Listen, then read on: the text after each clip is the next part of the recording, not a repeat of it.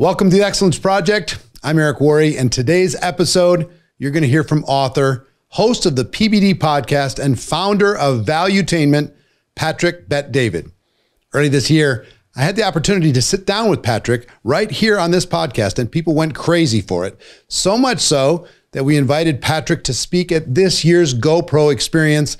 And in today's episode, I'm going to share Patrick's riveting presentation where he covers what has and hasn't changed in the network marketing profession, different aspects of sales, and advice on how to choose your enemies wisely. Enjoy. How many of you have no clue who I am? Raise your hand if you have no clue who I am. Okay, a couple of you don't. Awesome. That's great. We're going to have some good time together as well. And it allows me to tell my story for the first time, which is always cool to share the story for the first time. But let me kind of give you an idea how him and I got introduced. He was the famous one where I knew him and he had no clue who I was. Because when, my background going back, and I got a lot of stuff that I'll talk to you guys about. This whole message today is about the wake-up call, which we'll get into here in a minute. But let me kind of give you a little bit my background right now, how this worked out. I was born and raised in Iran, lived there for 10 years. Khomeini dies in 1989, I think June 2nd or 3rd. 6 weeks later, we escape. We go to Germany. I live in Germany in Erlangen for a year and a half at a refugee camp. And then I had a great time there. This is when Germany won the World Cup in 1990. Your best singer at the time, let me see if I remember this. His name was, Verdammt, ich lieb dich nicht. What was his name? Verdammt, ich brauch dich. What was the same name of the song? Tell me, who's German here thinking, how the hell am I speaking German? What was his name? Matthias Reim? Matthias Reim. Okay. So I'm in Germany, and David Hasselhoff in Germany is God, right? And I would sneak away, and I loved watching Sat.1. Sat.1 was, and they had Wheel of Fortune, but the NC-17 type of Wheel of Fortune, if you know what I'm talking about. I don't know if you know what I'm saying, but it was like full-blown beautiful girls walking around with just a skirt. I'm like, wow, this is great stuff in Germany. We don't have this in Iran. You're warring, you're thinking this girl's gonna get killed, but you don't realize you're not in Iran anymore, it's Germany. So I live in Germany, year and a half. At the refugee camp, I'm filled with people from Yugoslavia, okay? And this is when there was a Yugoslavia, Miodrag, Anna Maria, like that camp, right? Or Poland, or Czech, Jan Staff, Katarina Staff, and all this stuff is taking place, and my parents get a divorce. It's the second time they got divorced to each other. They got married, my sister's born, they got divorced. 3 years later, they got remarried, I'm born, they get divorced. So there's not gonna be a third time because it's a mess. So we're in Germany, and Super Mario Brothers 2 is coming out. And I'm in love with this girl at the camp. Her name is Katarina Staff, okay? Her brother and I are friends. I'm trying to figure out a way to spend more time with his sister, and I'm trying to distract him. So I realize he loves the new Super Mario Brothers coming out. So I said, okay, we got to figure this thing out. In Germany, they have their Sears is Kaufhof, I think, right? Kaufhof is like your Walmart. That's your big store where you go buy stuff from. And Super Nintendo at the time was 249 marks. And I don't have that kind of money. My mother doesn't have that kind of money. So I go to the local swimming pool, and I go to the guy. The great thing about Germans, they drink so much beer, it's not even, they have cereal and beer. Everything is beer. They don't nurse their kids, they give them beer. It's a very different climate in Germany. So I go to the swimming pool, I said, look man, you got a lot of beer laying around here, these bottles. What do you want to do with this stuff? I'm 10 or 11 years old. He said, well, we figure out a way to clean it up, but sometimes it's messy. I said, how about if I bring it to you? What will you give me per one I bring to you? He said, I'll give you 5 pfennig. So me and Katarina have a strategy together. I said, 5 pfennig, we need 5,000 beer bottles to get the Super Nintendo and the Super Mario Brothers. Let's go get it. So we start going to the swimming pool. We're collecting all the beer bottles. We bring it in. Boom. A month later, we got 250 marks. We go to Kaufhof. We buy the Super Mario Brothers. I bring it back to the refugee camp. I introduce it to the kids. All the kids are showing up. Her brother's playing on the Super Mario Brothers. And I said, Katarina, are you ready? Let's kind of get out of here. And we left. We went to spend time together. It's 11 years old. She's 10 years old. Listen, men are driven by women. What do you want to do about it? But I learned about capitalism at 11 years old, that you have to figure out a way to offer service in exchange for money. And it was one of the best lessons I got early on, to know that you can make any kind of money you want as long as you can figure out a way to have exchange. Anyways, I leave Germany. We come to the States, November 28, 1990. I go to Glendale High School. Anybody knows Glendale? Anybody's familiar with Glendale? A lot of people with noses like mine, they're Middle Easterns, they're Armenian, they're from the Middle East. I go to school, 1.8 GPA. I loved math. I had no desire for any other class.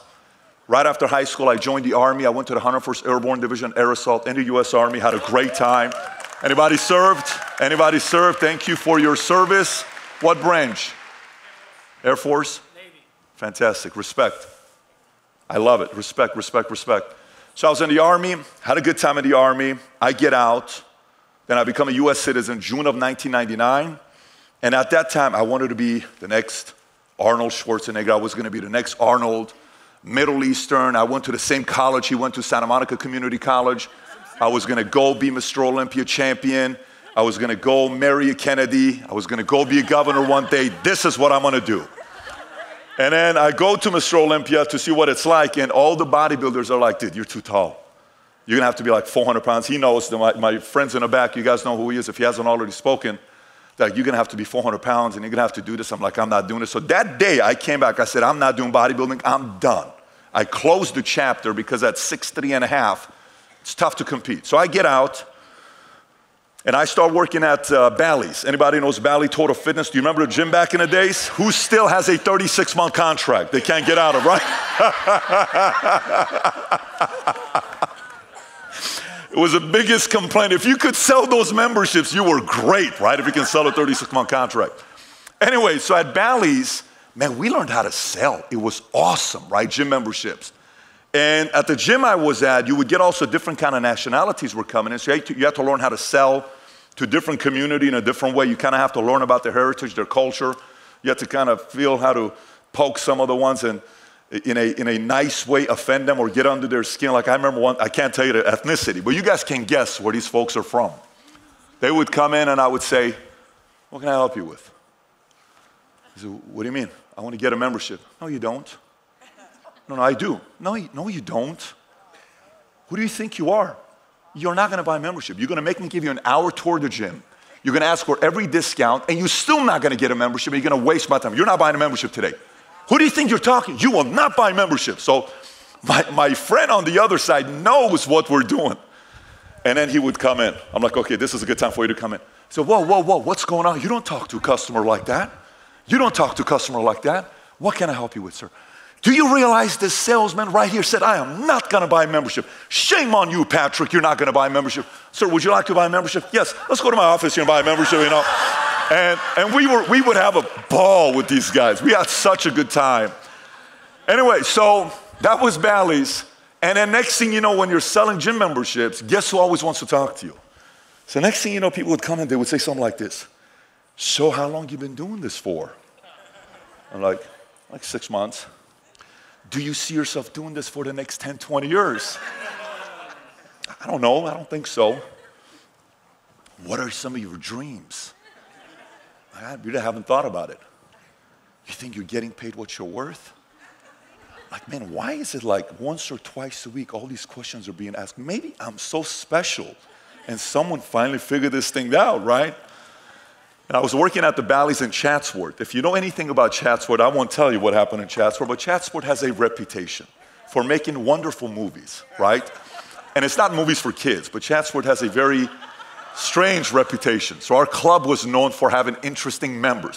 Some people would just come to the gym just because they loved our members. So it was a different kind of a sale that we had. Anyways, so I finally get recruited to this one company. No, not that company. I'm not telling you. The truth is out how Pat made his money. No, I finally get recruited to this company that was selling 100-page websites. This is when Bill Gates came out with the quote, and he said, if you don't have a website within the next 5 years, you're out of business. So I started selling these 100-page websites for $14.99, okay? With this company, it was called Online Exchange. The founder fired me on a conference call. His name was Paul Schneider. If Paul sees this, Paul, you fired me, Paul. I don't know where you are here. This is the right audience. On a conference call, I said, Paul, why would you change the comp plan? Anyways, the company lasted a couple months. But it taught me a lot because what I would do is I had these old printers I bought from Staples. It was $249. And I would bring the agreement and I would go to this is it Best Western's Hotel or Great Western's Hotel? Which one of them is a Best Western Hotel? And I would have those, who remembers the old transparency, what do you call that stuff? What is it called? Overhead projector. And I had my slides, I would put it in there, put the light up, and then I would say, so this is what this is, and then you would put that down next, and this is what this is, and here's your 3 options, and here's what I see taking place, and you would disturb and fear all this stuff, and then, you know, I'm in the front of the mirror trying to do this kind of stuff because I've never done speaking before. And then finally I'm like, oh shoot, that person's saying yes. Yeah, of course. Yeah, of course. Here you go, you got to do it. Praying on some boom. Oh wow, that kind of, and then you get a check. This is kind of crazy. So I decided to quit my job, Bally's. And then I start doing this. And my first time around, I fail. I go into that $49,000. Nothing works out. I lost my car, my expedition. Lost the relationship I was with. My credit score was 484, 495, 499. I just found the credit report I ran in 04 last week, and I posted a picture of it. Let me say that one more time. 484, 495, 499. To the American people, what does that mean? What can I finance? Not a friend, nothing, right? Not even a girlfriend, nothing, right? I was in a relationship, the girl would say, so babe, you want to go to movies tonight? I said, babe, to be honest with you, babe, I don't know about all these other guys. I just really enjoyed when we stay home and we cuddle. I just love you so much. And she would say, what a sweetheart this guy is. Right? I don't have any money. I can't take you out. Where do you want to go, right? We'd go to Blockbuster and I have 55 days of late fees and I'm using all these other cards. And anyways, long story short, I'm in this point, and for some of you guys that are out there watching this, the people that are not here with us, maybe Linda Nicole or Donna Philpone or, Steve over there, Group 7, or Mitch Terusa, Christine McDonald. I don't know what time you're in, all these other places you guys are in. But some of you are watching with this business, you're going to hit a wall. And it's going to be very, very, very, very hard at some points. It's going to be very difficult. You're going to have many reasons to quit. I remember at a guy of mine, and this is a community who's very famous for doing this. They're like, I got to tell you, I prayed to God today, and I was asking him to give me signs whether this industry is for me or not, or this business for me or not. And I was going through the 101 freeway, and I saw a movie that came, and he said, you should quit. And I was a sign from God that I said, bro, it's called selective hearing, selective buy. If you want to look for something to make you quit anything, it's everywhere, right? And that's going to be a habit for you for the rest of your life. One of the things that was the best moment of my life, I'm in boot camp at Fort Jackson, Kentucky. My first week, I'm getting into a lot of fistfights because I'm not in the mood for somebody to tell me what to do. I don't do well with authority. I never did well with authority since I was a kid, let alone put me in a organized military formation, And I'm like, no, so we're fighting. Testosterone's high. We're in the laundry room. We would fight every night. Finally, the drill sergeant pulled me and says, Dave, we got to talk to you. My bunk buddy, Wiggins, he said, what's going on, B? I said, I don't know, bro. I'm going to go out there and see what's going on. And they sit me down. So, David, we have a very big opportunity for you. What's that? Here's the phone, unlimited calls. We've decided collectively the military is not for you. We won't give you dishonorable discharge. We will make it seem like you never joined the military, so it's not going to be on your credit. Call your friends, call your girlfriends, call your family. You can get out. This isn't for you. You got 3 hours to make your decision. They leave. I start calling everybody except for one person. I call my friends. You should get out, man. We're having such a good time. I don't know why you did it in the first place. Yeah. You should get out. You should get out. I don't call my dad. And then I'm like, what should I do here? And right there, I said, if I get out right now, I'm probably going to quit for the rest of my life. In anything I do that gets hard. So I come back and I said, Drill Sarge, I'm not doing it. He says, but David, you got it. I said, Drill Sarge, I'm not doing it. He says, you realize we're going to make your life a living hell. So we force you to get. I said, dude, I'm not doing it. Whatever you want to do, do it. I'm not doing it. I go to boot camp. It's insane. But that moment of me resisting the temptation of quitting when things got hard helped this guy become who he is today. It was a moment where I realized, by the way, that's going to happen in our marriages. Marriage is one of the hardest things you'll ever do in your life. I got 4 kids. I'd love to have 20 kids. I'm not the one having it. If my wife was open for it, I swear to God, my wife would, 6 weeks after you're done and we can go at it again, you're pregnant again. She would be pregnant for 20 years straight. And I'm not a Mormon. I would be getting her pregnant every other day, right? But she said no. And we have 4 kids. Having kids is hard. Building a business is hard. You know, anything you want to do big with your life is going to be hard. So anyway, so that's a part of my story. So from there, I get into financial industry. And I'll kind of give you a couple things here before I share this with you. A couple things about this industry with network marketing. Few things has changed. Few things haven't changed, okay? Let's talk about what's changed. During COVID, things changed. Tools changed. We used Zoom. I remember when COVID hit, I was in LA at my board meeting with Oscar De La Hoya and everybody. We're staying at Beverly Hills Hilton. We're about to have our board meeting. And then I'm looking at the news and it says, you know, Rudy Gobert gives Donovan Mitchell COVID. I don't know if you guys remember this. It was all over the news. Then Universal Studios shuts down, Disney shuts down, everybody's NHL shuts down that day. I'm in LA. My wife looks at me and says, babe, what's going on, babe? I'm like, babe, I don't really know what's going on, but I can tell you one thing for a fact. We got to go back to Dallas because I got to get to work. We can't be here right now. So boom, we go visit her, get on a flight. We go immediately back to Dallas. I drop off the kids. I come up to the house. I come to the office. And I'm at the office till 3, 4 o'clock in the morning, and I sit there and I said, what the hell is a pandemic? What does a pandemic look like? I go research the last 10 pandemics to see how long it takes for us to recover when a pandemic takes place, because I, the leader of the company, need to lead everybody else, and they're waiting for me to see if I'm gonna be a wartime leader or a peacetime leader. So I start looking at pandemics. Here's what I noticed. Out of the last 10 pandemics we've had, do you know how long it took for the market to crash, to market to recover? You know, 9 out of 10 pandemics, market recovered within 6 months. Do you know only one pandemic is the one that didn't recover after 12 months? You know which one it was? AIDS. AIDS is the only one that took us a while to recover. Everything else, 6 months later, everybody panicked, everything was back to normal. So I put a presentation together. We get on a Zoom the next day, and I notice our girls who typically put it together with the makeup and all the hair and stuff, they're not doing FaceTime like this from Zoom. You know what I mean when you do it like this? You're like, intentionally only showing your eye and we can't see everything else, right? And you never do that, but they're doing that. I'm like, okay, hey, so I'm looking at everybody's faces and I'm sizing everybody up. Okay, he's scared and I'm writing scores down. She's definitely scared. He's good. He's oblivious, he's fine. She's frightened. Okay, cool, let's go through it. All right, guys, what's on your mind? No. Okay, hey, what's on your mind? No, I mean, who's scared? No, I'm not scared. Hello, guys, let's stop with this BS stuff. Who is scared? I'm not gonna lie, Pat, I'm a little worried. Okay, you got 3 kids, totally get it. Who else? What are you concerned about? Tell me. Boom, boom, boom, boom, boom. I said, okay.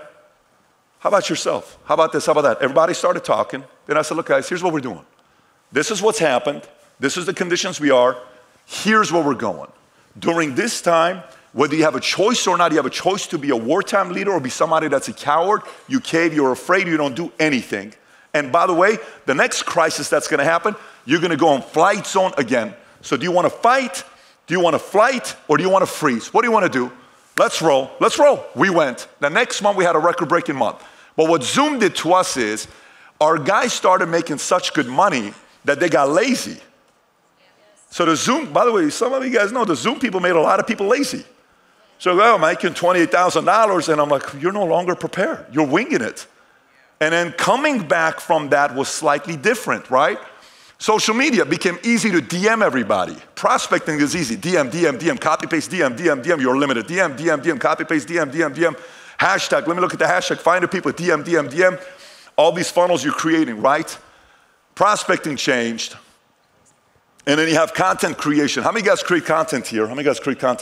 How many have a YouTube channel over 10,000 subscribers? Okay, great, right? Content creation kind of started changing the game a little bit. People started seeing how easy this is. But all of this stuff made the right things that mattered the most secondary. Making money was easy. Bless you. During COVID, people got very, very lazy. Is there a time here for me to know? Okay, fantastic. Thank you. I see it. So now, what hasn't changed? What hasn't changed? The need to build relationships. The need to prospect. Remembering birthdays. Sending cards. Anybody here knows the company Send Out Cards? Who knows Send Out Cards? I think I've sent 100,000 cards with Send Out Cards. I remember one time I read a story about how Bill Clinton became a president. This is not a creative story. Stay with me. I'm not going to anywhere creative. He had 20,000 addresses he collected. When he ran for office, he wrote everybody a letter. Boom. Next thing you know, I'm going to run for office. I'd like to have your support. He ends up becoming a president out of Arkansas. How's that even possible to a former vice president, the director of CIA, George Bush? How do you beat this guy from a small little market like that? Because he was better at shaking hands, building a relationship than Senior, because Senior was part of the camp that didn't think he needed to do it anymore because he was what? I already made it. I don't need to go shake hands. Do you know my resume? Do you know who I am? Do you know I'm a 7-figure earner? Do you know how much money I've made in the company? I'm the number 7 earner all the time. I'm the number 5 earner all the time. Boom, you stop doing those things. Happy birthday, man. How's your daughter doing? Boom. Send him a gift. Babe, let's send him a gift. Hey, let's do this. Hey, let's do that. You don't do that anymore. Evergreen. This is gonna be effective no matter whether you choose to do it or not. Needing to prospect hasn't changed. Need for accountability hasn't changed. Need for recreating ourselves hasn't changed. The need to working on yourself hasn't changed. How do I hold people accountable? How do I get them to be working together with them? How do I challenge them? How do I drive them? How do I poke them? How do I, pin them against each other? And how do I unify them? How do I get people to work together? All of that stuff, upline, downline, relationship conflicts. Hey, this guy's no longer working. He's late. He's collecting coupons, and I want to work with this guy. Do I overlap him? Do I go lock onto this guy? Who do I lock onto? Who do I not lock onto? What qualities am I looking at when I'm locking onto somebody? All of those things haven't changed. It's the same. So when I was telling my story, this is me. This is our passport pictures when we left Iran. This is my report card. When I'm telling you my report card, I think, I couldn't stand geometry. Who likes geometry here, by the way? Anybody like geometry? You have problems, honestly. The CPCTC, right? That's geometry. Congruent parts of congruent triangles are what? Congruent, right? Theorems, this, theorem, that. I don't care, geometry. But anyways, this is my report card. Below average, possible failure, this was my story about my report. This is what my life looked like. This is me before the Army. That's me joining the Army. This is me as a Hummer mechanic in the Army. This is when I wanted to be a bodybuilder and I was going that route. This is me at Morgan Stanley, Dean Witter. When I started, I got my Series 7, 66, 31, 26. By the way, I got to tell you guys a story about that girl on the back, how I recruited her. We are in our interview at Morgan Stanley, Dean Witter. She got a 1560 on her SATs out of 1600. She went to UC Berkeley, did a 4-year program in 2.5 years, ran a club in Berkeley and made money. And we're at the interview with this man, Dave Kirby. He's only got one job. He's interviewing the two of us. There's only one job offer. So he says, okay, who wants to go first on presenting why we should hire you? She says, I'll go first. Okay, go for it. She says, so Dave, to be honest with you, here's what I'm going to be doing. First quarter, my focus is, car washes, because there's such and such amount of car washes here. And car washes are known for being cash heavy and have a lot of money. And my focus is going to be getting into this market first. Second quarter, I'm going to go into laundromats. And laundromats have a lot of money. These owners have 28 different locations. Third quarter, I'm going to go into these doctors and all the boom. Fourth quarter, bless you. And I'm sitting there just listening to this girl. I'm like, dude, I would hire you. Like, this girl's amazing, right?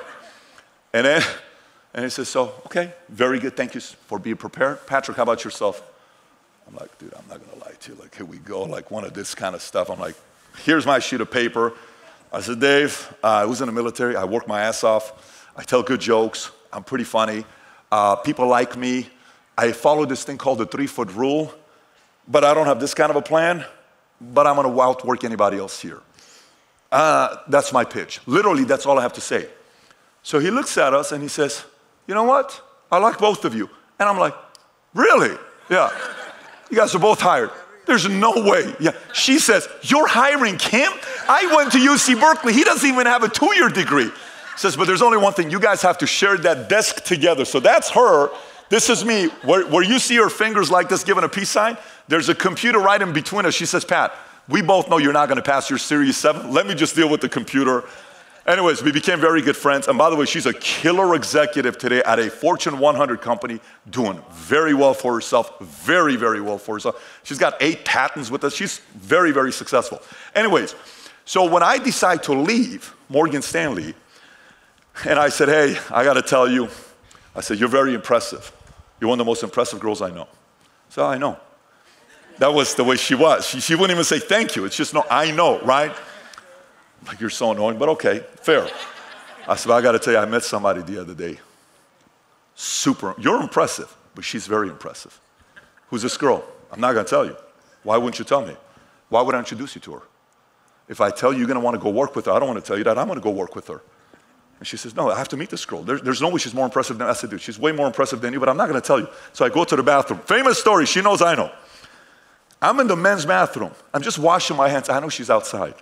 I wish one day she tells the story. I come outside. I said, what's going on? She says, you have to introduce this girl to me. I said, okay. I'm not going to, but if you get a call today from a number that's 818-402, pick up. You don't pick up, I swear to God, she will never call you again. So then I set up the girl I'm working with. And I said, look, I'm telling you, don't oversell. Just do a little bit more takeaway than super enthusiastic. It's just take it away a little bit. She makes a call, she picks up, she comes in, she gets started, coded to me. It takes her 6 months to realize I'm overriding her in the insurance industry. And then obviously because of her, I became a broker and we started winning, and it's a great story. But the point of this story was, so many people are not good at edification. They have a hard time with the concept of edifying. Everything in business is about edifying one another. If I edify you, my automatic hint to you is edify me back.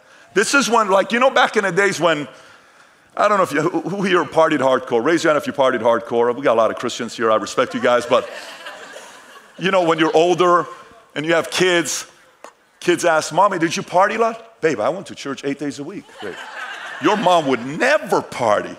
Like, can't party, babe. You got to tell your kid you party a little bit, you know what I'm saying? So we go to the club. This was our style. And it works, by the way. It's so effective. So we'd go to the club. You never flirted for yourself. You always had somebody else go flirt for you. So this is our system. And it was freaking insane. By the way, I'm teaching the wrong habits. Most of you guys, you look married, you look fine. And nowadays, you don't need it anyways, because nowadays you swipe right. We had to work for it, right? So anyways, we're at this club in Tennessee. And I had this guy who was a freaking G when he came down to this. He was amazing. So I'd say, all right, so tell me, who do you like here? No, man, I'm having a bad night today. I said, dude, tell me which girl you like here. And then I don't want to, which girl do you like here? The girl in the green. That girl? Okay, cool. No. Relax. No, my goatee's off today. No. I said, dude, your goatee's fine. Hang tight. I go up. I say, how are you? Good. I said, you're not my type. I'm not flirting with you. I'm very happy in a great relationship. So I'm not flirting with you. Guard down. Everything's smooth. So you see that guy standing over there with the jeans and the shirt, the blue shirt? Yeah, what about him? He kind of likes you, and cat with his tongue. Would it be okay with you if I'm able to introduce you to him? Oh, sure. Come on, let's go. Boom, boom, boom, boom, boom. Here you go. Voila, right? And then you walk away, boom. And then for me, hey, pink is mine. Hey, this is called edification, right? You just got a complete different background on me, by the way, just so some of you guys are like, now you know who I was. But the concept of edification, we want to be edified. After somebody edifies us, we forget to edify. It's all about, I'm getting edified. You're supposed to edify me. No, I'm supposed to edify you. But that person hasn't done anything yet. You know what? What if somebody just got started? You know what I respect about Mary the most? What's that? Here's Mary. She's got 3 kids. Got a full-time job. She's got a lot of responsibilities. I have so much respect for Mary, homemaker, wife, leader, job, mother, all this type of responsibility she has at church. And she still makes the time to start this business and go out there and do something big because she wants to send her kids to private school and she wants to take them out of public school and she wants to be able to do XYZ for her mother and her dad. You know how much I respect somebody like this? Mary, this is why I've chosen to work with Mary, and I think she's going places. So when she told me about you, I couldn't wait to meet you. That is the way you do with somebody that's newer. And by the way, sometimes when we're around longer, we forget to do that. This is very easy to do. It's nothing complicated what I said to you. You don't need the script. You can do it with your eyes closed. We got to kind of get back into that because, again, we've lost what has been evergreen. COVID took us away from some of that stuff. So now this is my family today. The one in my arm is the most animated. Look at her. She does that. She sees herself on the screen. This is at MGM Grand Arena. It's like, oh my God, I'm on the big screen. And then that's my wife right there. She's a white girl. We've been together 14 and a half years. She lied to me. When we were getting married, she said she was Swedish. And then we did Ancestry. And she's 81% British. So I married a Brit. I didn't even know it. Okay? And I did my Ancestry, and apparently I'm 18% Italian. I called my mom and my dad. I said, hey, which side? What do you mean? Who hooked up with the Italian? Someone's got to tell me here. Which side was it, right? No one's admitting yet, but it is what it is. That's my dad right there. It's my 10-year-old son. I'm leaving tonight. Right after this, I'm doing another podcast. Leaving on a flight. I get back in Florida this morning at 3 a.m. He's got a meet tomorrow morning swimming that I got to get to. Then he's got a baseball party at the house. That's our nanny I was talking to you about from Guanajuato. That's my oldest son right next to me. Do you guys see the picture here? Yeah, so that's what I'm pointing at. And that's my daughter, Senna. Anyone from Brazil here? Who's from Brazil here? Any Brazilians? My daughter right there, Senna, that's got her hand on her face, she's named after Ayrton Senna. She's named after the driver from Brazil. We love Ayrton Senna. So let's go on a few different things. These things I'll skip, and I'm going to go to a couple different things here for you. Question you got to ask yourself at this phase of the business today on, like, if I was in your shoes, how would I be selling the dream today, right?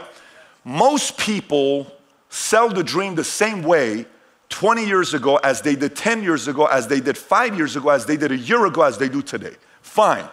If 50% of it is the same, I totally get it. I understand. But you have to also pay attention to what's going on today. And the most important thing you got to pay attention to is what people fear today. What do people fear today? Think about what people around the world fear today. We got war, it's a fear today. We got what they're doing to our kids in public schools, it's a fear today. We got families who, taxes, the amount of spending that's going on. What are we going to do with inflation, cost of living? These are things people fear today. Getting married, is it worth it? I don't have a lot of money. Should I get married? Should I not get married? You know what's another thing people fear today? I would be selling this nonstop. People fear who they marry today. I got a bunch of guys at Valuetainment that are in their mid-40s, handsome guys. They do not struggle with enough girls. I'm sure you know who I'm talking about. They do not struggle with girls liking them. But guess what they have a hard time with? They have a hard time going and looking for wives. How do you know if you find somebody on Tinder? So is this the first time you ever used Tinder? First time ever. Oh, so I'm the first Tinder? Yes. Oh, what an awesome situation. And then you go and track the elite Tinder user, 79 different first. Holy shit, how many times have you been using this thing, right? So then you realize, maybe I'm looking for a wife or a husband in the wrong place. You know what's a great place to look for a wife and a husband? Bingo, in this industry. I met my wife in this industry. I got involved in this industry April of 2002. My wife got involved in the industry June of 2002. 5.5 years later was the first time we were single at the same time. We went on a date, year and a half later we got married. We've been together 14.5 years, and we got 4 kids. We met in the industry. The fear of dating today, you have to sell. Where are you looking for a wife or a husband today? Fear, opportunity. Here's the other thing, kids. How do you feel about the fact that your kids are going to public school? What are they teaching at to your kids at public schools? Do you like it? Are you okay with that? Do those things match your values and principles? They don't at all. Really? So are you okay giving up your kids to the public schools and they raise your kids and that's it? By the way, Mom, by the way, Dad, I'm curious. Yes, what is it? How many hours a day you spend with your kids? How many hours? How many hours do you spend influencing them? Not in the house at 3 hours when they come home and they're watching TV, you're coming from home, you're cooking, you're doing what, and they're doing whatever, they're doing watching TV. How many hours a day are you influencing? They're spending 8 hours a day influencing. You're probably only speaking to your kids one-on-one, 10, 15 minutes a day. You ain't raising your kids, they're raising your kids. You really want to risk them raising your kids? Hell to the no, I'm not going to be doing that, right? It's not going to be happening. So guess what?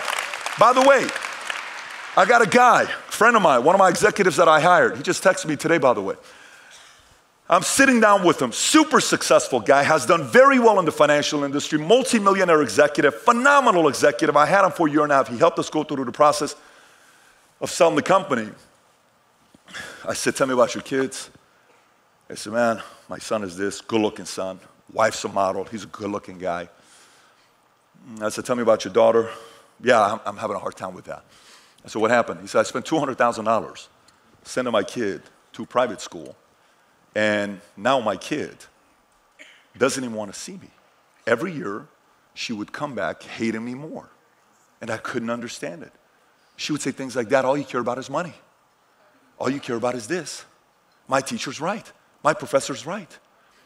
He's now lost his girl for 5 years. Can you imagine you allowing other people to indoctrinate your kids? You lose your kids for 50. By the way, they're going to come back 15, 20 years later. How many years are you going to live? 8 years? Are you okay losing a quarter of the life with your kids because you made the mistake of sending your kids to public school, letting somebody else teach them principles that doesn't match with what you're doing yourself? Stop.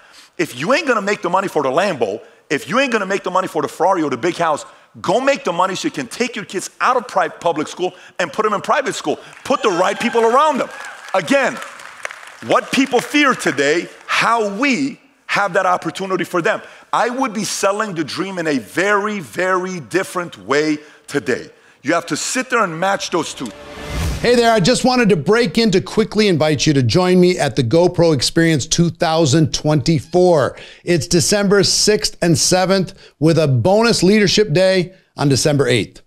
Just go to GoPro2024.com for all the details and to reserve your spot.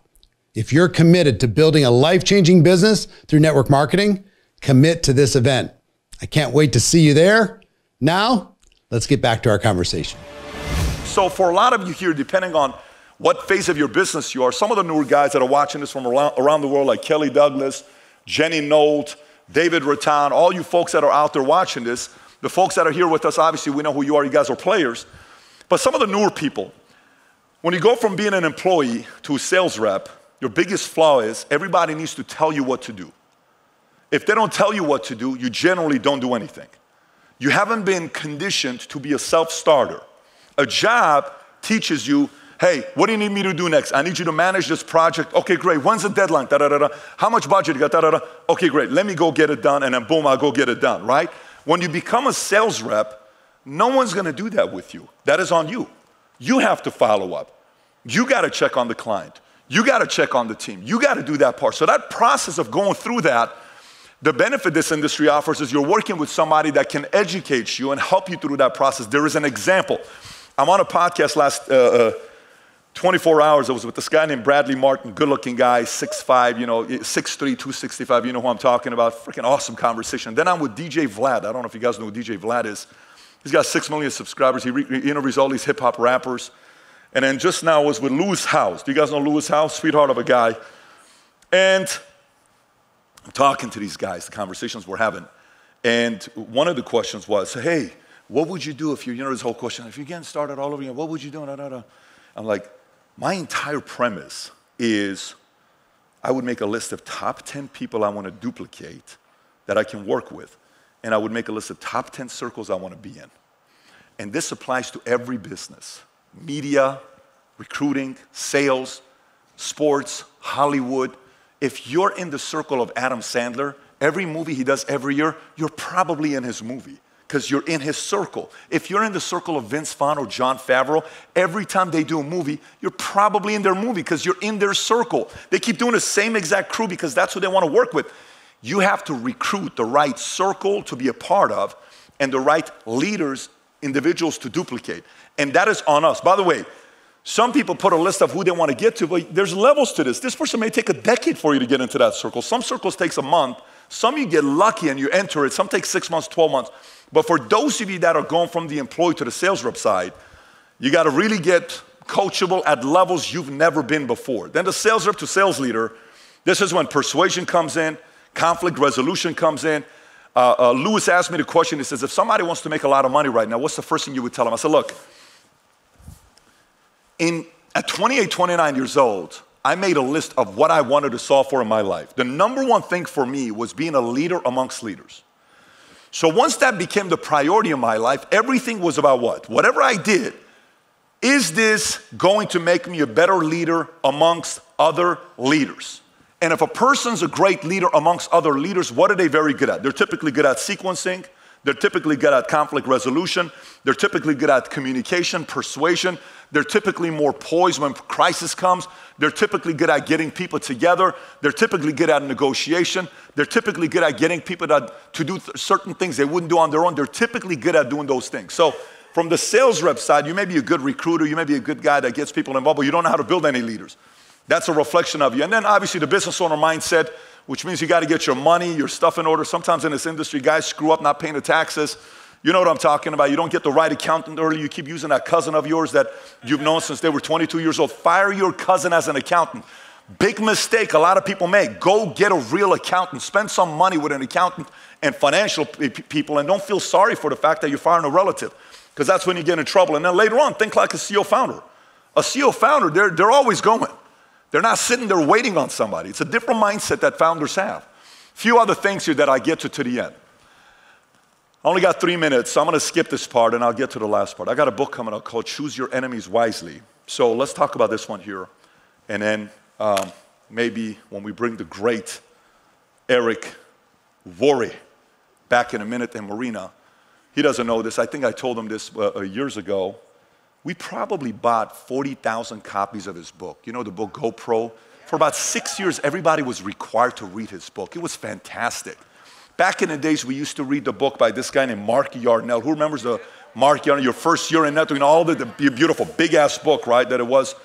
But it was great. He would tell the stories about driving with a person and 9 hours and all this other stuff. And, you know, but Eric's book, the first one, was kind of like, hey, this is what you do. Hey, can you watch the video if I send it? If you can't watch it, I don't want to send it to you before, like a lot of people are like, hey, watch this. Let me know what you think. No, that's a weak language. Eric taught people the right language on the takeaway. Some people naturally do it, but some people don't know how to do it. He actually gave the script, and it was simple and duplicatable. So in the industry, you guys know how many people's lives Eric and Marina have changed over the years. I'm sure you know this. You're here for them. They've done a great job in this industry. They've changed a lot of people's lives. But let me tell you about this part here. So, do you know people who do things that are big? All of us here, we think we've done something big. You know, to somebody, you're big. But to somebody else, you are tiny. Okay?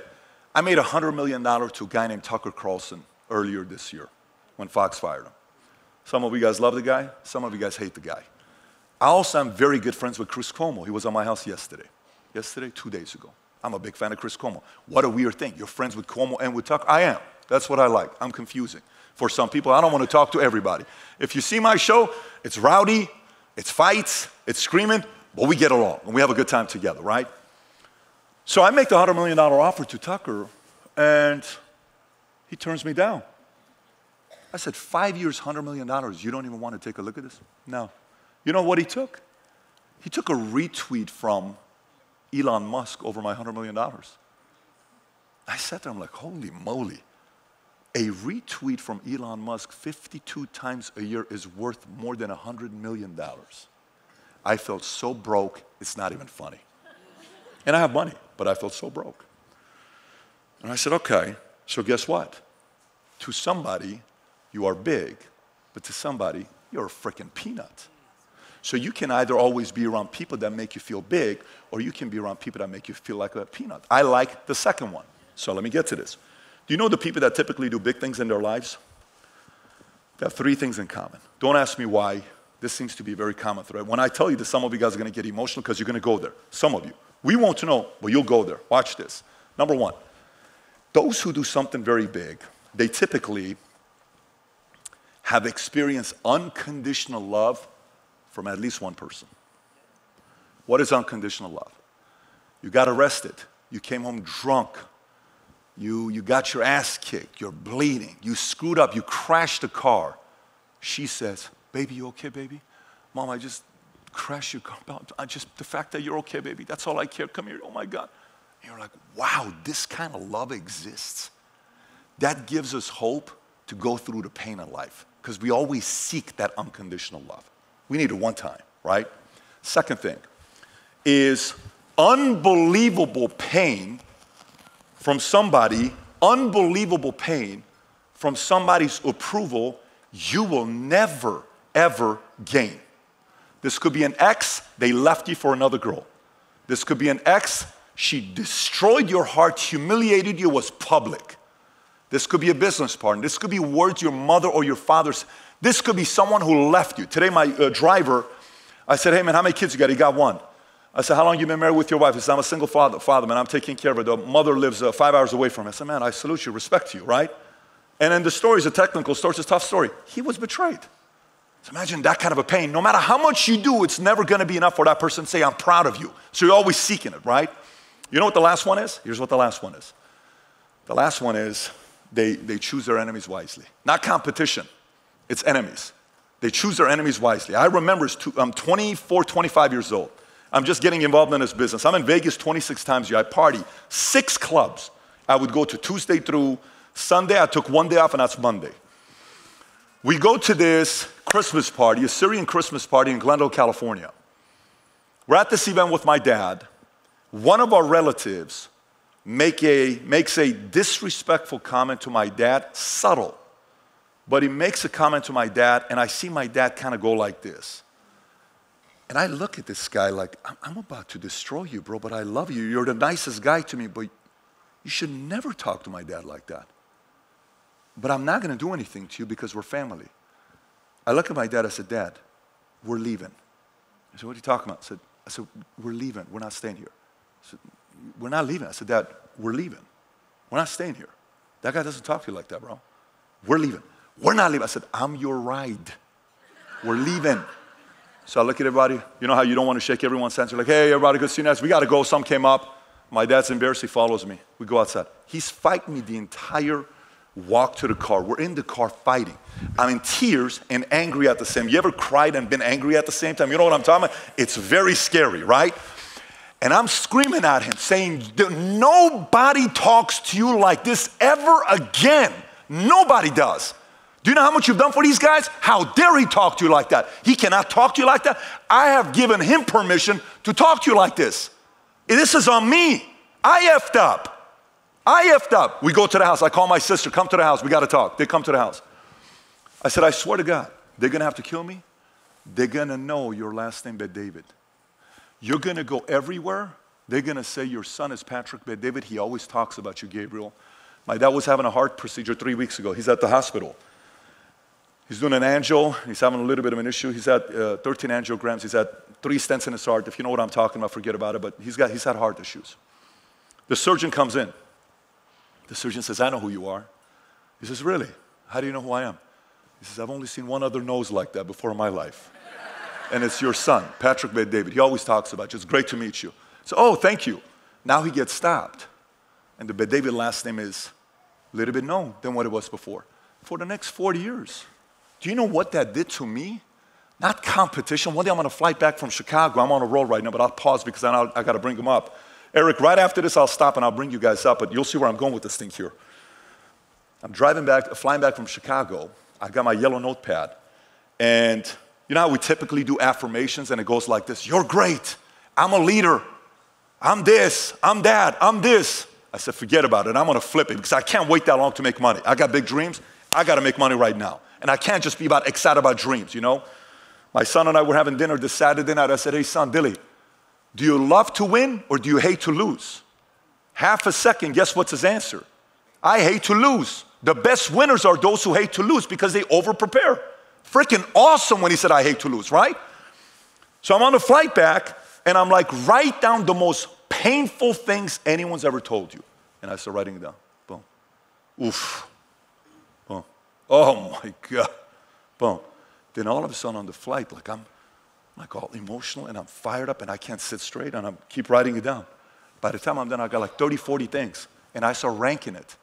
I get my top 5, top 10. My daily affirmations became that. My daily affirmations became right there. You know what happened? When the other guy couldn't handle the tough times? Are you kidding me? You think I'm going to let those guys win? No way in the world. Going into the next year, guys, I don't know how big you guys are planning on doing. Some of you guys are going to go above and beyond. Some of you guys are going to be the same thing. December is here today. You know, this is all about planning when you do it this year. I wrote this book, Choose Your Enemies Wisely, with the 12 building blocks within it on how to write a business plan. There's no books. You know how we always like to recommend people a book? Hey, leadership book, John Maxwell, Lincoln on Leadership. Hey, you got to do marriage book. Go read 5 love languages, or, love and respect. Hey, how about if I want to get married? 101 questions to ask before you get in. Psycho-cybernetics, how to win friends and influence people. There's not a single book you can recommend on business planning, nothing. Even goal setting is Brian Tracy, but there's nothing on business planning. Penguin and I agreed this was going to be the book on that. So this launches in 4 days, December 5th, but going into 2024, especially with all the tools we have today, those who choose to go above and beyond, this could be the beginning of possibly the next Oklahoma land rush type of a season for this industry in ways we've never, ever seen before. Guys who were making $1 million, you're going to see guys making 10. Guys that were making 10, you're going to start seeing guys making 20, 30 per year. This is just the next era we're going to be going into, and I hope you guys capitalize off of it. I don't know what Eric's going to be talking to you guys about. I don't know if they have any kind of masterminds and stuff that they do.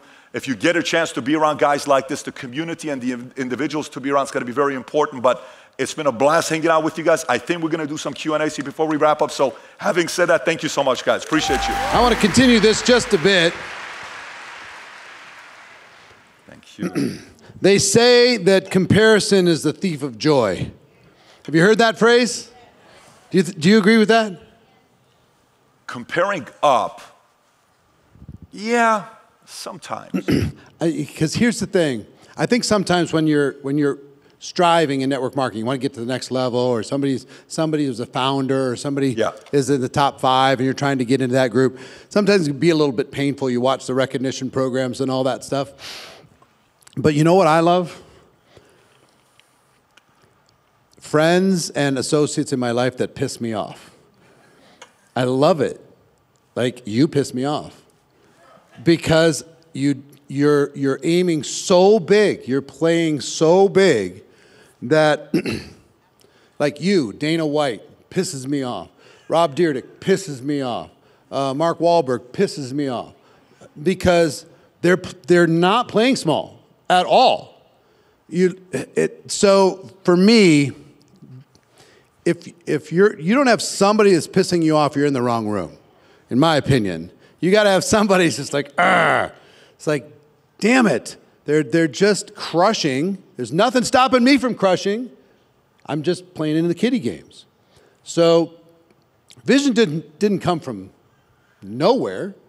You're a young man. You built this business, had a big exit, do all that stuff. You're still inspirational.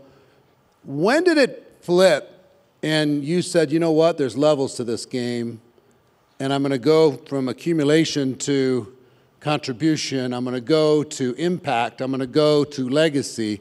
When did that flip in your head? Right, it's a great question. So for me, there's different things that drive you in different ways. For example, financial freedom. When you make money, when you pull up in a Ferrari or a Lambo, and the valet guy comes out, it's like, oh man, that's a nice little Ferrari, hey, thank you, man. And then you go to the restaurant, hey, that's a nice Ferrari, hey, thanks. People come to your house, say, holy shit, this is a nice house, hey, thanks, man, it's great. There is a limit to it, where you got it, okay? Like, Elon's worth $300 billion. Elon can buy Delaware if he wants to, he's got that kind of money. Why is he still going? What do you do when you're worth $300 billion? You're buying Twitter. Are you out of your mind? A year and a half ago, you're loved. Now you're the most hated businessman in the world. Why are you doing this to yourself? It's not about money. So depending on the levels in life you want to go, it's 2008. I'm making good money. I'm speaking. I'm winning. I'm known in the insurance industry. But I'm dating Jen. I know she's going to be my wife. But I'm missing something. And I found the industry I'm going to be part of, and I know I'm going to be financially free. Because once you figure out how this thing works, it's just a matter of time you're going to win, right? So I bring 5 of my advisors close to me, and we have a meeting together at the office. I said, I need your help. He said, what do you need help with? I said, I feel like money's only got a limit that's going to drive me. I need something bigger. So I brought my pastor, and I brought a couple other guys. And my pastor said, do I need to go be a pastor? He says, Pat, some people need to be pastors. You're definitely not a pastor. Don't worry about it. You don't have to be. You go do your thing with your business. That's not your thing. Great. What do I need to do? What do I need to do? Then this guy takes me to this dinner at Miramar Hotel Santa Monica, and George Will speaks. And he starts talking about America.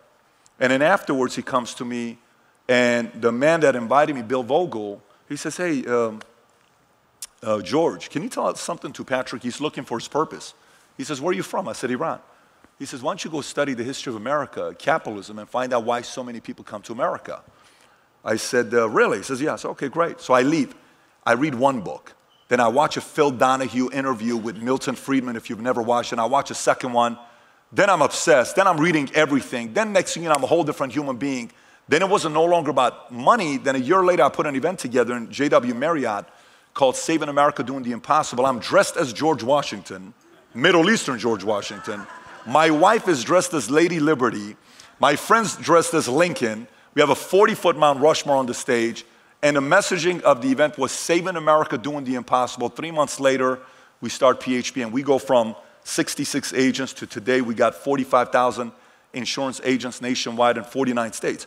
But the point is to go at the levels you want to go. If it's money, have a nicer car, have a nicer house, have a bigger car, have a bigger house, have a big, okay. Eventually, like, I really don't give a shit. I got money. I'm good.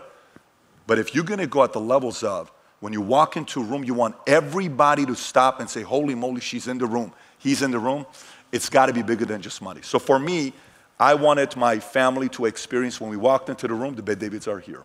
And that drove me. I love that, love that. One thing I've noticed, a common characteristic, because I study successful people, the people I admire, I try to find the common thread. And one common thread is they truly don't care what other people think of them. They're going to be themselves. They're going to be exactly themselves. They're going to be loudly themselves.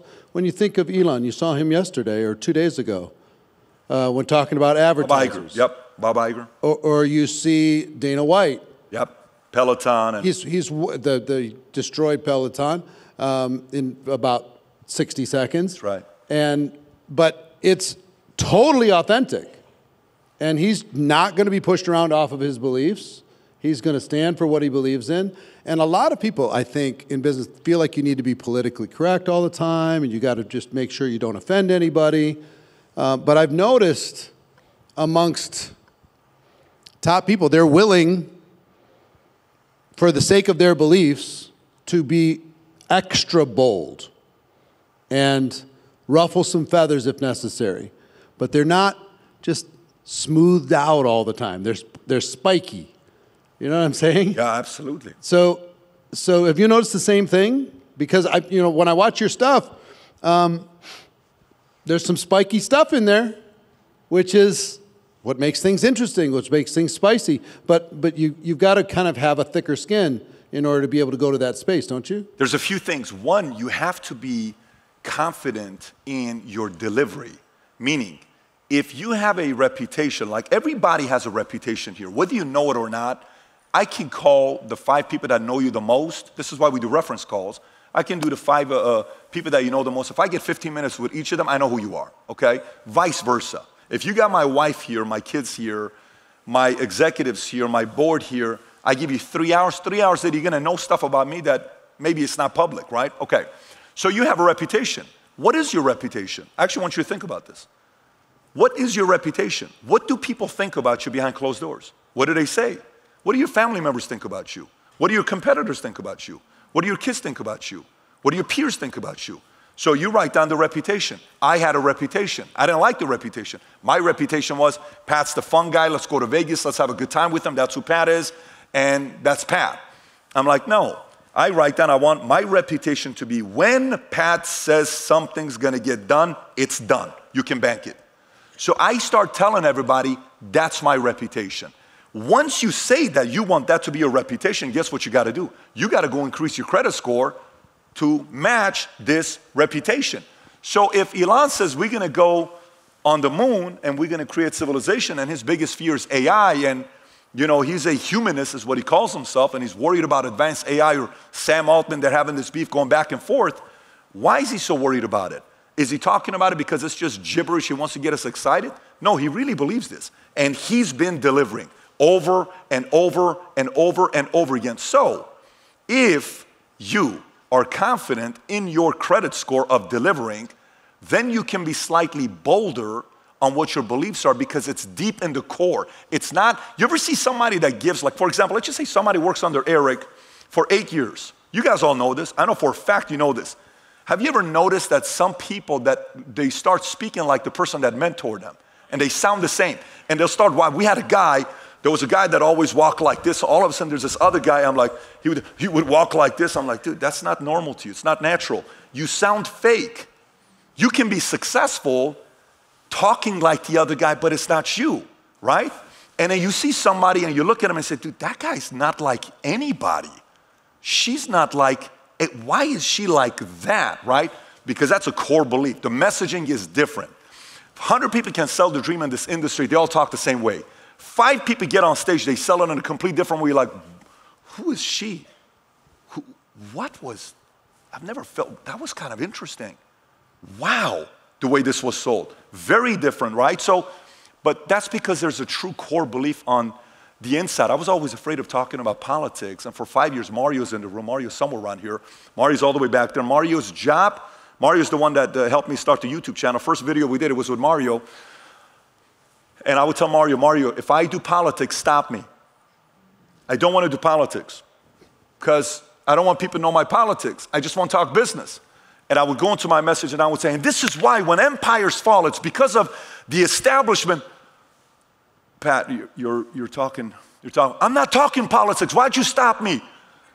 Pat, I'm just doing my job. You told me not to.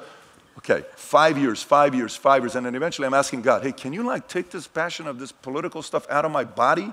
I don't want to think about this stuff. Why does it always go there? Well, guess what? God gave you the life of living in Iran. Mother's side is communist, dad's side is imperialist. Listen, man, that's your life. Go do something with it. Then it was like, this is a part of the vision and the crusade that I have. I'm embracing it. I'm running with it. Forget about it. So, but for me, when it goes to that, it's got to be core. Elon is core. Dana is core. Mine is core. The more core it is, the more bold you can be. If it's not core, you got to take the next year and go find it. Or else it's just gibberish. Excellent answer. Excellent answer.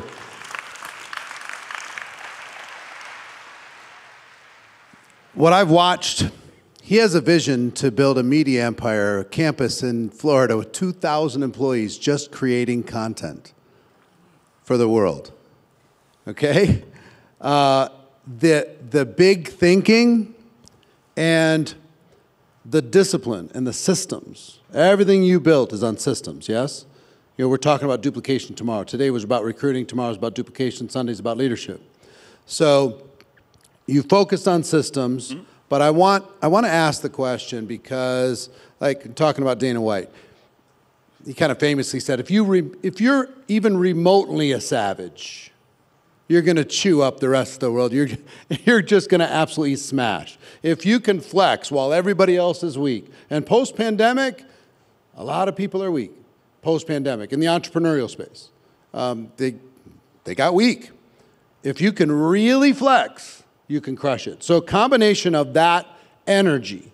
How important is that energy? How did you find it for yourself? How did you think that big? And then 2, how did you figure out systems in order to be able to scale? Because some of the limiting beliefs that I've dealt with myself, and I know limiting beliefs in this room for the people here, is there's stuff that only I can do.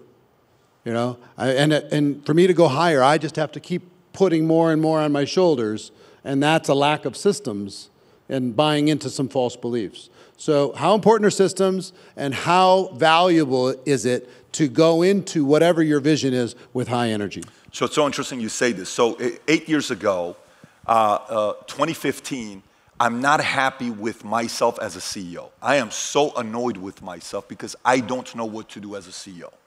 I'm coming to work, I'm like, what do I do? Okay, do I make calls? What do I do right now? What am I supposed to do? So I decide to get away and I go to this program for a few weeks. I spent $50,000. I'm in Boston at Harvard. And there's 144 CEOs there from 64 different countries. My buddy sitting to my left runs the Victoria's Secret of New Zealand and Australia, okay? And I'm like, hey, how you doing? Good. He's a $1.5 billion guy. So I'm like, freaking awesome. I'm sitting next to this guy. I said, I got a question for you. I'm trying to become a better CEO here. Yeah, how did you become a better CEO? He said, well, I got 7 CEOs reporting to me. I said, really? Yes. What do I do as a CEO? What's my job as a CEO? And he writes it down in his own way, and I kind of put it up in the way we're doing it. He says, look, there's really two behaviors you got. There's behaviors you do on a day-to-day basis that grow your company linear. And linear means what? 6% every year, 12% every year. It's not going to be exponential, but it's linear behavior. Still necessary. One side was biz dev. The other side was operations, okay? Systems, technology. So you need that. If you don't have that, the business collapses. So Salesforce, follow-up, HubSpot, whatever things you're using, you need that. Biz dev is what? Hey, good to meet you. Hey, instead of getting out there, I want to be here so I can shake hands. And what's working for you? What's working for you? What's working for you? We're doing biz dev. Super necessary. One of our biz dev, when we met De La Hoya, I was at an insurance conference, and we're shaking hands with everybody. We meet a guy who introduces us to a guy who brings $10 million of capital. De La Hoya comes in. It was purely through biz dev, right? He says, but the top, if you want to exponentially grow, is 2 things. Innovative campaigns and leadership development. Innovative campaigns, Coca-Cola a few years ago, they were flatlining. And they're sitting there saying, we got to do something to take Coca-Cola to the next level. All of a sudden, they notice Coca-Cola Australia is killing it.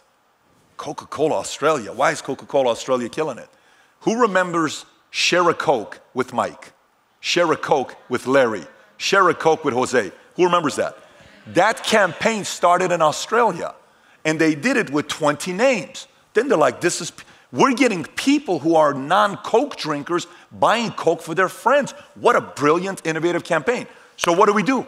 20 names, do 30 names, do 40 names. So now all they do is they go look at the Social Security, the most common names, and they choose those names. Like in America, I think it's James, Robert, John, Michael, these names. So they do that. Then they bring it to the States. Then they do it here. Oh my God, what a great, and then it spreads, right? So that's the innovative campaign. You have to always be in a creative mode. You mess with the comp plan a little bit. You mess with the initiative for December, what we're going to do in January to have a strong closeout, to come out the gates. This is all creativity on the innovative campaigns. The other side is leadership development. On the leadership development side, he said there's 2 areas to it. One is being so good at developing leaders from 3s to 7s, 4s to 8. That's one skill set. And being able to recruit 8s over to come run with you. He says most people try to do this first, but they fail. Why? If you don't have a track record of ever taking a 3 to an 8, why the hell is an 8 going to come work with you? You got to take 3s to 8s. You got to take 3s to 8.5. You got to take 2s to 7s. You do this, and all of a sudden an 8's going to be like, listen, man, I really like the way you do this. Can I come and work with you? So again, systems, business systems, innovative campaign, leadership development, this exponential growth, 58% growth, 128% growth. This year is 6 to 12%. You need both to grow and keep the business that it's not one big year that you're dropping 80% the next year because you lost 1 or 2 customers. I don't know if that answers your question. But excellent answer. I'm going to give you one more question, and the question is this. These people here and around the world, over 50,000 people watching around the world, watch parties, living rooms filled up with people, plus the 400 or so that we've crammed in here. How important is the next 2 years, 3 years for them to be able to capture the market, capture the opportunity? And there's levels to everything. Some people get comfortable at 10 grand a month. Some people, and they kind of stop. They stop at 5 grand. They stop at 20 grand. Some people stop at $1 million. They hit these round numbers and they kind of go on cruise control.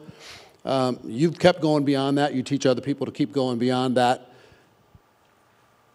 What would you share to these people to level up their ambitions and the urgency to be able to go build something big, be the best version of themselves as fast as possible so they can capture the market? It's a great question. So here's what I would say.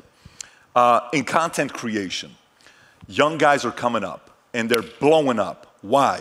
They're using AI technology. Right now there's this AI app that if you do a 3-hour podcast, you would typically hire editors. You would pay them God knows how much money to edit the interview.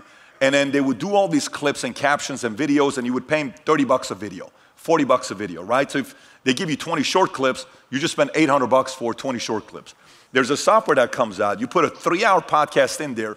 This AI spits out the top 30 clips. It edits it for you, puts the captions in there, puts the pictures, puts the description to take to post on Instagram.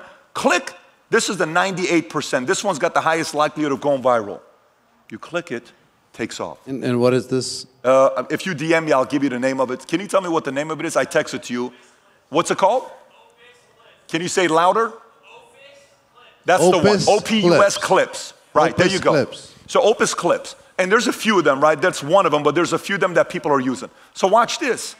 Perfect. So go ahead and use it. But watch it. Look what just happened right now to all of you guys. How many guys had no clue about this AI software? Look at you. Raise your hand if you're excited about using this, right? So watch this. Watch this. So if your age starts with 4, you have to know your enemy and your competitor's age starts with 1.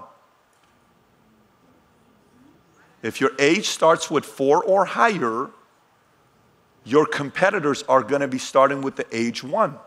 So you have to get close to 1s, because the 1s will teach you how to have content go viral on TikTok, on Instagram, on social. What tools are they using? I had a girl one time, one of my guys, Kahindi, his daughter, Phoebe, is now a runway model. She was on the cover. What is that magazine? Bazaar?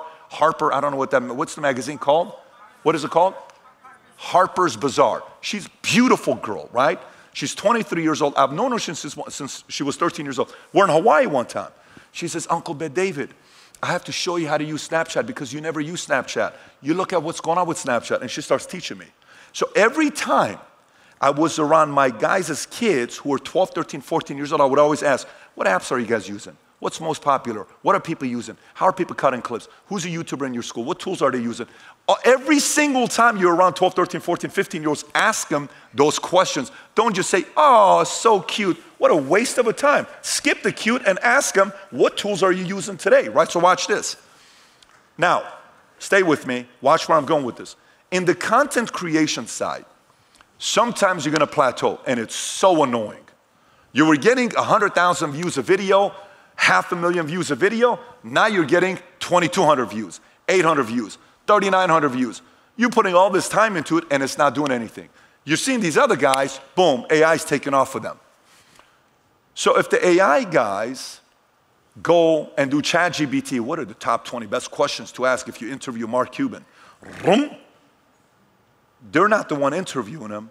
It's kind of boring because all they do is ask the first question, but the best part of a great interviewer is what? The follow-up questions. Not the first question. Who cares about the first question? So tell me about what happened when you were 17 years old, da-da-da-da-da. Okay, great. So when you went into the military, what a terrible interview. Tell me what happened when you were 17 years old, da-da-da. How'd you feel then? What'd your mom do? How'd you handle it? Who'd you talk to? Did you have somebody to speak with that? Does that pain still, do you struggle with it till today? How do you overcome it? Have you spoken to somebody about it? Now it's a great interview, right? ChatGPT can't do that. So the enemy is going to be those that are afraid of AI. It's here. You can't do nothing about it, period. We can't bitch about it. We can't complain about it. It's here. Now, the next side of it is the personality side, the marketing side, the strategy side, the differentiator that you got that AI can't compete with. You need both. So we need to be able to maximize the next 2 years what AI tools are coming up, but also at the same time, better at biz dev, better at relationships, better at following up, better at keeping my word, better at making notes of who you are, your background, your favorite sports team, how long you've been married, your anniversary, what's your favorite color, what's your daughter's favorite movie, what was that one time you and your husband went on the first date at P.F. Chang's, what is that one time when you were at that one place when your parents got a divorce and you were in 7th grade and you were in high school, you decided to quit baseball because your mom and dad got into an ugly divorce, until today you're in all this pain, you don't want your kids to ever go through it. Do that better than everybody else. And people will sit there and say, I can't believe this guy remembers such and such. Wow, you really remember? Yes. Man, I value the fact that you're doing this for me. The other day we went to this restaurant and we went to this place called Louis Bossi. They're so pissed off at me because this is the 3rd time I've said it in an interview, and I'm going to keep saying it because I can't stand bad service. So we go to this restaurant, Louis Bossi, and I'm going with my wife and my 3 kids. We walk in. This is what the hostess does. So I walk in, I'm saying, excuse me, are you guys busy? Do you have a table? This is her. No, we're not busy. Well, I'll get you in a minute. Okay. But as a Christian man, woosah, forgiveness, no problem. Okay, babe, come inside. Okay, now inside, guys, you have to know I'm losing my, one of the reasons why I wanted to have money, because I am so much about service, and I'm willing to pay for it, okay? So, hostess, hi, can you say, how are you, how you doing? Nothing. Like, if I'm a host, how's your day? Oh, well, those are your kids. How old are they? What's your name? Da-da. Nothing. Like this. Here we go. All right. Okay, cool, no problem. I'm not spending $500 a person. I have to be patient. We'll grab a seat. So we sit down. At this point, in my mind, I'm like, Patrick, let it go, let it go, let it go. AC's hitting my back. Restaurant, you don't put it at 65 freaking degrees in a restaurant. You do it at 68, 69, maybe 70, not 65. I don't want to be in a freaking freezer with my kids. So I'm sitting. Girl comes. Water for everybody? I'm like, water for everybody? Dude, do we work for you? Like, what are you doing? So, sure. Is there any way you can lower the AC here? It's a little cold. Nope. Okay, babe, let's go. By the way, my wife knows, and my wife looks at me, and she says, okay, we got to go. And the lady all of a sudden becomes, no, that's not what I mean. Maybe we can put you. I said, ma'am, the first time, you don't tell a customer, nope, I'm a grown man. I'm out of here. So we walk out. By the way, some people don't think this is the right thing to do. This is what like the rich snobby people do, right? No problem. So I leave. Now I have to sit there in my mind, I'm like, okay, Pat, you just did this in front of your kids. You got to explain this to your kids so they don't become those snobby rich kids, and I got to break it down to them. What the hell am I going to raise these kids? They're going to be one day be like, nope, boom, I'm leaving and I'm not listening to my teacher, right? So, and my kids are sarcastic. So later on throughout the day, I said, did you do your homework today? Nope. So now I'm pissed off at these guys. So I said, okay, here's what we're going to do. I said, son, do you know what happened today? Yeah, she doesn't tell you nope. I said, no. I said, but let me tell you this. I said, service is based on the amount of money you're willing to give. The mistake your daddy made is he went to a tier 2 restaurant where the food is cheap, and you can't expect high quality service. We should have gone to a better restaurant where we can expect high quality service, because if you go to McDonald's, go on Yelp, look at every McDonald's, it's 1.5 stars. Why? $4 Big Mac, you want good service? Get the hell out of here, man. Take the Big Mac and go home. You didn't come here for service, you came here because you're cheap and you want to save some money. Okay, great. So we go to this next restaurant called Seasons 52. We go to this place, and I'm like, oh, nervous about it. I'm like, oh, this guy, I hope he delivers, because I'm trying to teach these kids this lesson here. So, okay, guys, debrief before we go into the restaurant. So, if he does a good job, I want you to look for how great of a service he does, and then typically we'll tip 25%, but if he does a good job, we'll talk about it together as a family if we go 30 or 35%. Okay, let's go. So the kids are ready, and he's like, Dad, I hope this guy doesn't say nope. So we go inside, and then they're taking us inside. Oh my God, we sit at this table. I'm like, and my wife is nervous. My wife's like, babe, I'm so freaking hungry. I just want to eat something. And my wife is the sweetest girl when you meet her. She's just super chill, like night and day with me, right? So we go to this place. We're sitting there. Waiter comes. Hi, okay, Mommy, Daddy, what can I get you guys to drink? Okay, cool. Yeah, I'll have an Arnold Palmer, 90% iced tea, 10% lemonade. I'll have a Sprite, and I'll have and you see the kids are like this, just waiting. They're like so focused, right? And then my wife's like, just please be good. So she gets one. What else can I get you? Okay, so let me tell you about your special. How do you guys like him so far? Daddy, he's doing good. I think so too. Comes back, refill. Hey, you know, if you can bring me a couple Arnold Palmers, I'm so thirsty, I'll probably go through 3 of them. I got you, Daddy. So he brings me 2 other drinks. So where are you from? I'm from this, that. My girlfriend, I went through a bad breakup, but I love working here, blah, blah, blah, blah, blah. Like this guy. Goes back, comes back, goes back, comes back. I said, how'd you guys like it? Dad, I think he's like a 9.5. Because, you know, you always told us no one's ever a 10. Everyone has a room to improve. I think he's a 9.5, right? So then he comes back. And it's the time. It's decision time, right? He comes, brings the bill. I just want to say, thank you so much. I really enjoyed you guys. This was such a great experience. Thank you.